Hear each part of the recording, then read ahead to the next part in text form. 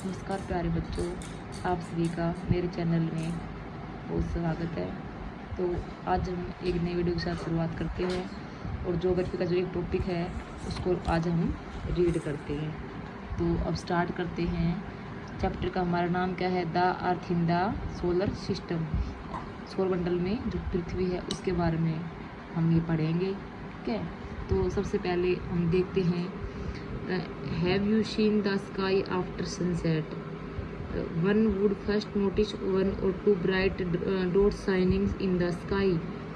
सूर्यास्त के बाद आकाश को देखा कभी आपने? कितना अच्छा लगता है जब सूर्यास्त हो जाता है, दिन छिप जाता है, तो उसके बाद कभी देखना आकाश में आपको अलग सा ही कुछ दिखाई देगा। ठीक है, one would first notice one और टू ब्राइट। आपको स्टार्टिंग में एक या दो डॉट दिखाई देंगे, या डॉट का अर्थ होता है बेटा यहाँ पे बिंदु, एक दो दिखाई देंगे चमकते हुए। शाइनिंग होता है चमकना। ठीक है, स्काई में आकाश। शुरू में तो आपको एक दो बिंदु चमकते हुए दिखाई देंगे, लेकिन soon you would find the number increasing. लेकिन जैसे ही धीरे धीरे कुछ देर बाद क्या होती है, उनकी संख्या इंक्रीजिंग होती जाती है, यानी कि बढ़ती जाती है। In fact these are countless. उनको हम गिन तो नहीं सकते। ठीक है, the whole sky is full of tiny shining objects, some are brights and others are dim. Dim का अर्थ होता है यहाँ पर धुंधला, और ब्राइट का मतलब चमकीला। इसमें कह रहा है कि कुछ देर बाद जो आकाश है बहुत सारी चमकती हुई चीज़ों से भर जाता है, जिसमें से कुछ तो बहुत ज़्यादा चमकीले होते हैं और कुछ बहुत ज़्यादा डिम होते हैं। It's looks as if the sky is filled with diamonds. Diamond क्या होता है बेटा? हीरा।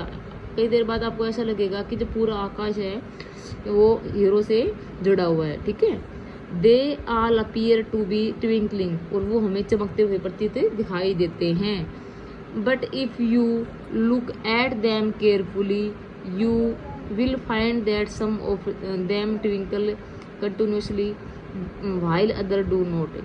लेकिन कुछ जो चमकते हुए दिखाई देते हैं ना, उनकी टिमटिमाहट दूसरों से अलग होती है। ठीक है, they simply glow without any flickers. Flicker का अर्थ यहाँ पर है टिमटिमाहट। Just as the moon shine, और वो ऐसे चमकते हुए दिखाई देंगे जैसे चंद्रमा के समान वो चमक रहे हैं। Along with these twinkling and glowing objects you may also C the moon on most of the day. कभी आपने देखा है कि जो दिन में भी ये चमकते दिखाई दे रहे हों आपको? नहीं। क्यों नहीं दिखते बेटा? वो क्योंकि दिन में सूर्य का तेज प्रकाश के कारण जो है हम उनको नहीं देख पाते। It may however appear at different time at different position and it different shape. और जो चंद्रमा है ना, हम वो दिन के समय उसमें देखते हैं तो उनका शेप, उनका कंडीशन सब कुछ क्या होती है, अलग अलग होती है चंद्रमा की। You can see the full moon only once in a month. कह रहा है कि आप पूरे चंद्रमा को एक महीने में एक बार ही देख सकते हैं। It is full moon night और पूर्णिमा। और इस दिन इसको क्या बोलते हैं? जो इस दिन रात को इसको पूर्णिमा बोलते हैं, जिस दिन आपको पूरा चंद्रमा दिखाई देता है। पूर्णिमा की वो रात होती है। A fortnight later you can not see the moon at all. कह रहा है कि कुछ दिन बाद आप जो है पूर्ण चंद्रमा को नहीं देख सकते। उसके बाद धीरे फिर से उसकी शुरुआत होती है, अमावस्या आती है और फिर से नया चंद्रमा बनना शुरू होता है।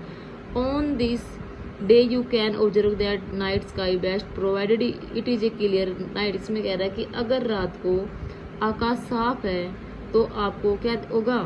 अच्छा, आसमान अगर साफ है तो आपको जो रात जो भी कुछ ऊपर दिख रहा है वो सब कुछ आपको क्लियर दिखाई देगा। We can not see the moon and all those bright tiny objects during day times. कह रहा है कि इसमें आप दिन के समय है ना चंद्रमा वगैरह को नहीं देख सकते, क्योंकि डू यू नाउ वाई? पता है क्यों? It is because the very bright light of the sun does not allow us to see all the twinkling and glowing objects of the night sky. कह रहा है कि इसमें जो सूर्य है ना वो बहुत तेज चमकता है, उसकी लाइट जो बहुत तेज होती है प्रकाश, जिसके कारण हम और चीज़ों को देख ही नहीं पाते। The sun, the moon and all those objects shining is the night sky are called celestial body. Celestial body को हिंदी बोलते हैं खगोलीय पिंड। वे सभी वस्तुएं जिससे सूर्य, चंद्रमा, इसके अलावा और जो चमकीली वस्तुएं वे सभी जो रात को चमकती है उसको क्या बोलते हैं? Celestial body. इस वीडियो में इतना ही। नेक्स्ट पार्ट जो हम अगली वीडियो में करेंगे। ठीक है, ओके।